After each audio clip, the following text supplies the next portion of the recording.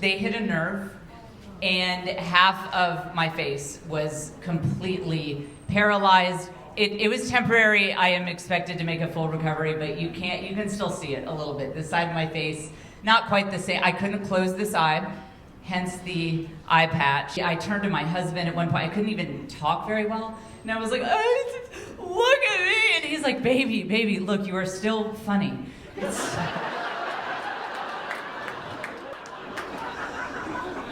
And if you've ever had anything wrong with your appearance, it's almost like a problem that you do get used to it. And this is actually the perfect city to tell you about something that happened. My face got paralyzed in early January. And what I'm about to tell you next, I do need to give you a trigger warning. This gets a little graphic, and it's going to be hard for some of you to hear. But this was right around the time of the Lions playoff game with the Commanders.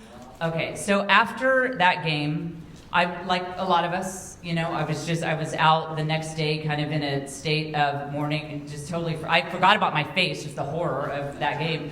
I saw Dan Campbell crying on TV. I'm like, oh, at least you have a symmetrical face, And I was at Target, and the people in line in front of me were like, that game was just, I think the Lions should have had it. I think the Lions should have had it. And I jumped in and I said, that game turned me into the Joker.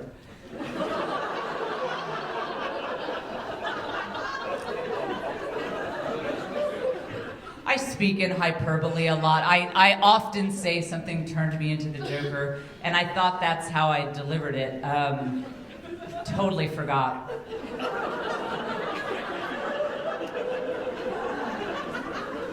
I was actually wearing an eye patch.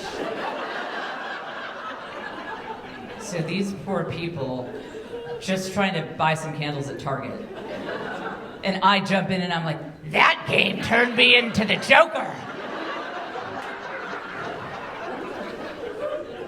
They're like, that is the biggest Lions fan we've ever seen.